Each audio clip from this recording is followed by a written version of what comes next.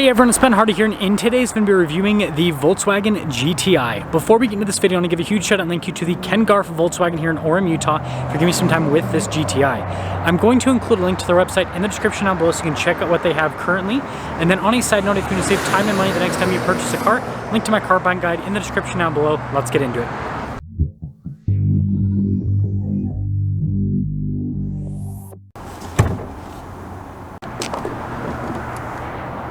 Powering this is a turbocharged 2-liter 4-cylinder that goes through a 7-speed dual-clutch automatic transmission. Fuel economy is 24 around town and then 33 on the highway, with power outputs being 241 horsepower and then 273 pound-feet of torque. Now, before we move forward with this review, I do want to mention if you want to see more videos just like this, then I recommend you subscribe because I post content every single day. So starting with the hood, you guys can see here really distinctive lines there on either side, and I love this flat gray color. And then we've got a really cool headlight design, and I love the light bar effect that goes straight into the Volkswagen logo, and look at the red accenting as well. And then I love the grille trim here also with the lights on the side. That's another cool effect. And putting it all together, let me know what you guys think about the front end of the GTI. Now around the side here, our tire wheel setup is 225 40 18 in the front and over in the rear, and you can see you've got the silver mixed in with the blacked out elements. Also, you've got the red brake caliper that just creates some really cool contrast. And speaking of red, got another GTI badge there on the side, and then also the window trim is darker. And here is the full side view with the GTI. Now here's a quick look at the key fob. We have our lock and unlock function. We got the opening for the hatch as well as the Volkswagen logo on the back. Now with the GTI, you actually flip the Volkswagen logo to open up the hatch. I think that's a really cool party trick. We do have a cargo cover built in from the factory. And when it comes to space, it's actually quite spacious here in the back. Now again, the GTI is more of like a compact car, so just kind of understand that from a space perspective. But anyways, when you're all done, all you have to do is just top it. And then really cool taillight design here. You can see it says GTI there on the back. And then look at those exhaust tips. You also have the parking sensors on the bottom. And putting it all together, let me know what you guys think about the looks here with the new GTI. Now taking a look at the door panel here in the rear, I really like this right here with the Alcantara. I think that's cool. You got some nice padding down below as well. And then taking a look at the seats, you got the cool houndstooth design there with the inserts.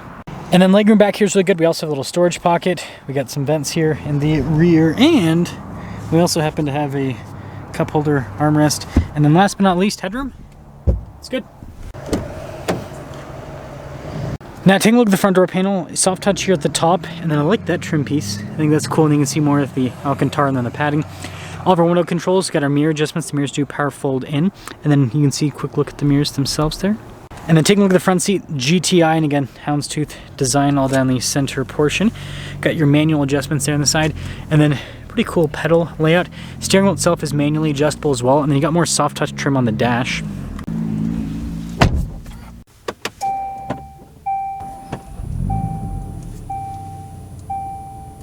Now taking a look at the steering wheel, you guys can see soft touch at the top and at the bottom. We also have the GTI logo. I love the red stitching, by the way.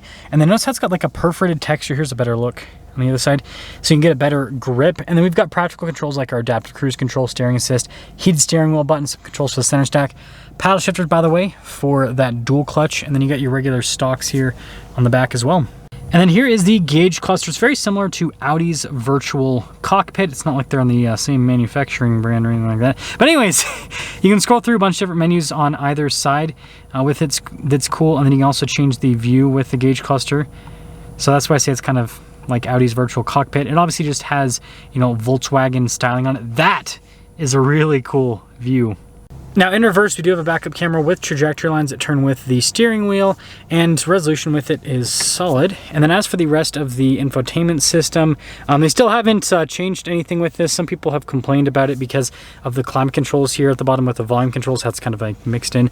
But overall, using this is easy. I like how the climate controls are always accessible. And so, yeah, I'd say, you know, despite people's complaints with the stuff at the bottom, the infotainment system itself is easy to use. Now the next thing are the drive modes. You guys can see we have a sport, a custom, and comfort, and then eco mode that we can go through here with the GTI. And that is just down there to do the drive mode thing. You also have the climate stuff, assistance. So the shortcut buttons, I think those are nice too. And then again, I like this trim that goes across with the little honeycomb texture. And then how the vents all connect. That's pretty cool. Pretty normal glove box. And then you can see the storage down below with the USBs, wireless phone charging pad here. Engine stop start with our parking brake. And then you got a little shaver shifter. Got the actual parking brake right here. So sorry, this is just parking brake. A little bit of a different thing, right? Anyways, we have this slightly over-engineered cup holder, so you can see how that pops out. Got a 12 volt here. And then with the center console, not really big, but again, it's a smaller car. Got some nice stitching on this. And then we do have a sunroof up top as well. Now here's a quick look at the window sticker for the GTI. You can see 2024. You've got all the standard equipment here, and then we do have just a couple of options. And then there's your total MSRP on this, $38,666. Very interesting on the last part of the price. Anyways, let's see how it drives.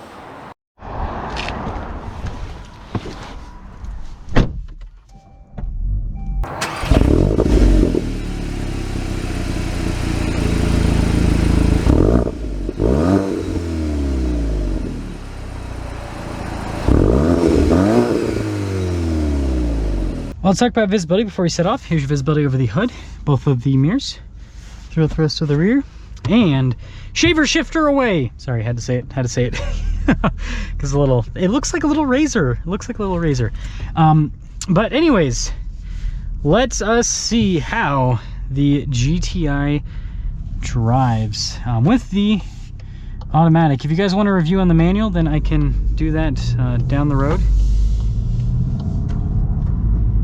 Yeah, the dual clutch, really smooth right off the bat. And we're actually going to take a little detour here through the Mazda parking lot because there is so much traffic here in Orem. There's always tons of traffic in Orem, and you know, sometimes it's worth waiting, other times it is not. But I guess this will give us a chance to go through a little bit of a bumpy parking lot to kind of see the suspension comfort of the GTI. It's actually really comfortable. That's one thing that I do like about the GTI and the Golf R is the comfort that both of them provide. I was lucky. The car line ended. I was like, am I gonna be stuck? I'm gonna have to turn around. That was a close one. Also, I like the lightweight feel that this has too. I think that's nice. Good torque. Yeah, the transmission's very responsive, and it's not like it's smooth too. So I think that that's a big plus. So much torque. Yeah, this engine has so much torque. So we're gonna pop it. Oh, we are in the sport mode. Well, that fixes that. Pop into the S mode. It's like double sport mode. I'm gonna do manual mode too. See how the DSG performs. Very quick with the downshifts, which is always a big plus in my opinion. Get a little acceleration here. It is a little bit colder outside today, and it did kind of struggle for traction for a second there. So that was interesting to see. But again, that's what you get with front wheel drive. If you want all wheel drive, right, you can go for the Golf R. Okay, we'll get another acceleration here.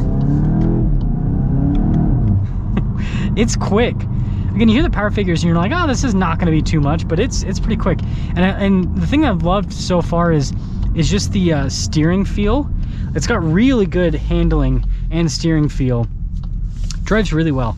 So I've recently had the opportunity to live with the new Integra Type S and the Civic Type R for a week. And that showed me a lot of things about those cars. And so, you know, those are obviously more expensive than this by quite a bit. But I do want to talk about what I like about this compared to those cars quickly, and that'll kind of wrap things up. So, styling, I actually like styling on all three of the cars, but I do like how this is more of like a traditional hatchback style. I definitely like that quite a bit. And then when it comes to interior, they're all really nice, but the thing that's surprising is like those interiors are not any nicer than this, and this is at a much lower price point. So I think that's something that Honda and Acura should take note on, that, you know, for the prices they're asking for those cars, maybe they should do, you know, nicer interiors. And then when it comes to driving experience, this is really comfortable. It's also fun, and the dual clutch is so good. You can't get an automatic in either of those, or manual only. They're great manuals, but it would be cool if they offered a dual clutch like this, because there's some people that want this, you know, like hatchback experience.